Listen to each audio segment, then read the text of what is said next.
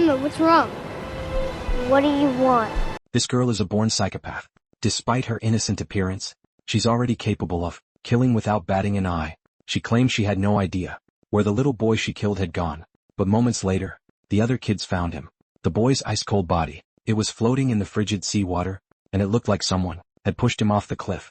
The medal that had been pinned to his chest was now nowhere to be found. To spare his daughter from the trauma, Emma's father took her home, but Emma seemed completely unfazed. The next morning at breakfast, she swung her legs back and forth, seemingly in a great mood. Her father sensed something was off, but didn't give it much thought.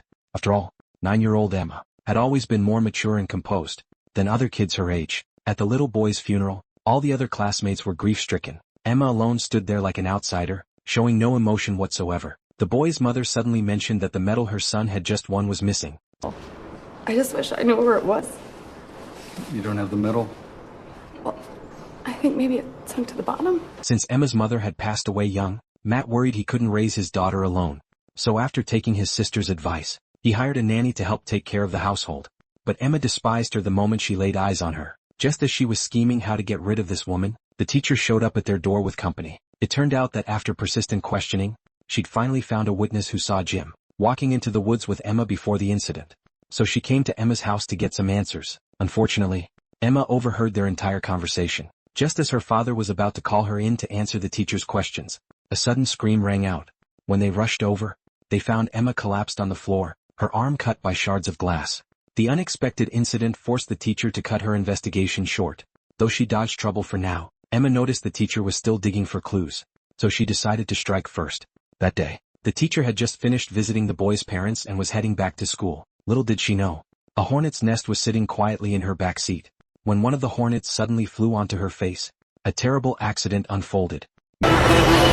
Meanwhile, Matt started noticing something strange about his daughter's behavior. After pressing her repeatedly, Emma reluctantly reached out and revealed Jim's medal. Matt couldn't understand why his daughter had Jim's medal. He began questioning her closely. Emma lied, saying that after the award ceremony, she and Jim had played a game. As her prize for winning, Jim let her wear the medal for a little while. But just as she was about to return it, Jim had his accident. Out of selfishness, she kept it. Whether or not his daughter was telling the truth, Matt still took her to Jim's house and returned the medal to Jim's mother. After mourning her son for a moment, the woman suddenly brought up the teacher's death. Apparently, someone had put a hornet's nest in her car, causing the crash. Upon hearing this, Emma abruptly stood up to leave. Daddy, I'm not feeling well. Can we go home? The next day, while Matt was fixing furniture in the backyard, he suddenly noticed that the hornet's nest, that had been hanging from the eaves for so long, was gone.